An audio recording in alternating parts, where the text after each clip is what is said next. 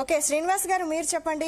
ఇప్పుడు బీజేపీ నుంచి రక్షణ శాఖ మంత్రి రాజ్నాథ్ సింగ్ గారు వచ్చి జెండా ఎగరవేస్తున్నారు. ఈ సందర్భంగా మీరు విమోచన దినోత్సవం అంటున్నారు బీజేపీ నుండి. ఈ సందర్భంగా మీరు తెలంగాణ ప్రజలకు ఏమైనా శుభవార్తలు చెప్తారా ఈ రోజు?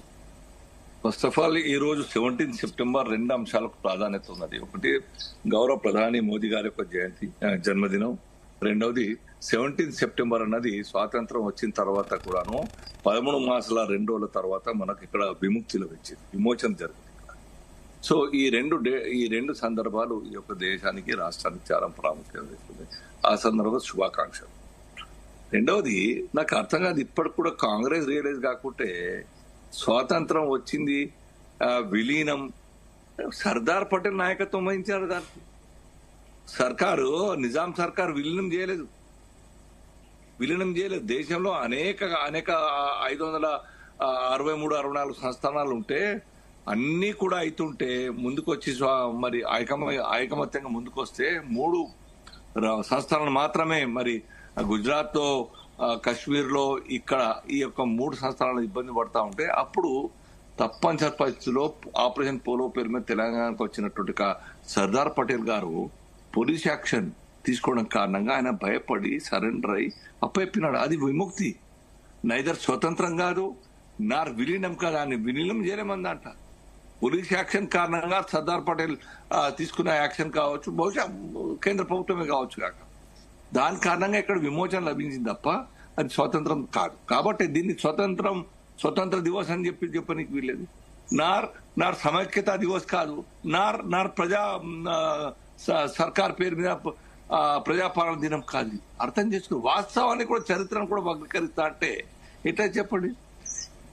కాబట్టి నిర్భయంగా మీరు మధ్యలో మాట్లాడతారు, ఇక్కడ ప్రభుత్వం నిర్భయంగా చేస్తలేదని చెప్పేసి మాట్లాడాలి. వాస్తవాన్ని ఓట్లను దృష్టిలో పెట్టుకుని అప్పీజ్మెంట్ పాలిటిక్స్ కారణంగా ఏదో ఒక స్టాండ్ మారుస్తా అంటే ప్రభుత్వం బదనామవుతుంది, ప్రజలు క్షమించరు. మీ కాంగ్రెస్ సర్కార్ కర్ణాటకలో అఫీషియల్ గా అక్కడ ఈ యొక్క ప్రోగ్రామ్ చేస్తుంది. నిన్నదాకా కాంగ్రెస్ సర్కార్ మహారాష్ట్రలో అఫీషియల్ గా ప్రోగ్రామ్ చేస్తుంది. ఇక్కడ చేయడానికి నైదర్ కాంగ్రెస్ పార్టీ నిన్నదాకా ఉన్నటువంటి బీఆర్ఎస్ సర్కార్ ఎప్పుడు ముందుకు రాలేదు. మాట్లాడింది మాత్రం అంశాల మీద. తెలంగాణ రాకముందు అనేక అంశాలు, అనేక విషయాలు మాట్లాడినారు. తీరా తెలంగాణ వచ్చిన తర్వాత కేసీఆర్ గారు అఫీషియల్ గా కండక్ట్ చేయలేదు. దాని జెండా, దాని చరిత్ర మాట్లాడలేదు. దానికి ఇంకొక పేరు పెట్టినారు. ఇక్కడ కాంగ్రెస్ పార్టీ కూడా చేస్తలేదు. ఇది దాని పేరే మార్చేసిన ప్రజాపాలన దివస్ అట. అర్థం కాదు ఎక్కడ ప్రజాపాలన, ఎక్కడ యొక్క తెలంగాణ విముక్తి, జస్ట్ అర్థం చేసుకోరు. కాబట్టి ఇప్పటికన్నా చరిత్రను వక్రీకరించి మాట్లాడితే ప్రజలు కూడా క్షమించారు. రెండవది కాంగ్రెస్ సర్కార్ ఈ యొక్క తెలంగాణ అంశం మీద ఎన్నడూ కూడా ప్రత్యేకంగా పోరాటం చేయలేదు. వాస్తవంగా అప్పటి యొక్క స్వాతంత్ర యోధులు కావచ్చు, ఇక్కడ ప్రాంత దేశభక్తులు, రాష్ట్ర భక్తులు కావచ్చు, ఇక్కడ అనేక అంశాలను ముందుకొచ్చి అనేక మంది ప్రాణాలు ఉన్నారు. మరి అందులో ఎవరు కూడా కాంగ్రెస్ నాయకులు బలి కాలేదే.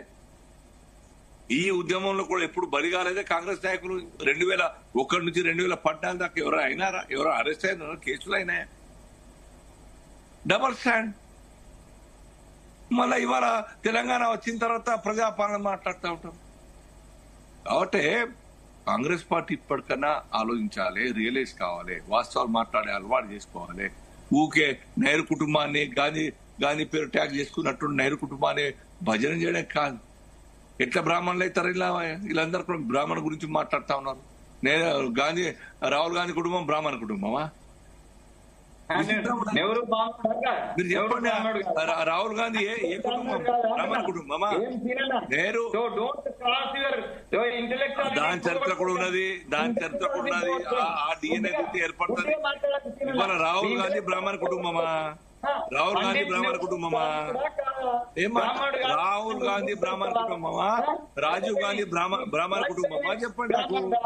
బ్రాహ్మణ కుటుంబమా? బ్రాహ్మణులకు, హిందువులకు, ముస్లింలకు కొట్టాట కాదు. తెలంగాణ మాట్లాడేది సాయుధ పోరాటం బ్రాహ్మణ వాడుతున్నారు. ఓకే రామ్మూర్తి గారు వెయిట్. రాజు గారు వెంకటస్వామి గారు వెయిట్. బ్రాహ్మణులు వాళ్ళు రామూర్తి గారు ఏం మాట్లాడతారండి? కులాల పంచాయతీ కాదు, మా చెప్తున్నాను ఇది తెలంగాణ కాంగ్రెస్ పార్టీ. తెలంగాణ ఆత్మగౌరవ పంచాయతీ. నీ స్థాయి కాదు, నీ స్థాయి కాదు. రాజీవ్ గాంధీ బ్రాహ్మణ కుటుంబమా? మీరే ప్రపోజ్ చేశారు కదా కులగణన. ఇప్పుడు చెప్పండి, ఆ కులగణన మీ పేరే రాస్తారు. రాహుల్ గాంధీ ఏం పేరు రాస్తారు? కులం కులగణన మీరే ప్రపోజ్ చేస్తారు కదా, చేస్తారు కదా. రాహుల్ గాంధీ ప్రపోజ్ చేసే కులగణన రేవంత్ రెడ్డి గారు అమలు చేస్తారు కదా. ఆ యొక్క కులగణనలో రాహుల్ గాంధీ కుటుంబం ఏ కులానికి సంబంధించిన కుటుంబం చెప్పండి నాకు. అది మాత్రం చెప్పండి. రాహుల్ గాంధీని కులం అడిగే అర్హత లేదని చెప్తారు. ఓకే టాపిక్ డైవర్ట్ అవుతుందండి. ఓకే వాళ్ళు తీసిన బ్రాహ్మణ కుటుంబం అని చెప్పి మోడీ కులమేందో కూడా తెలుద్దాం. మోడీ కులమే రికార్డులో ఉన్నాయి. మీ రికార్డు చూపించండి నాకు. బ్రాహ్మణ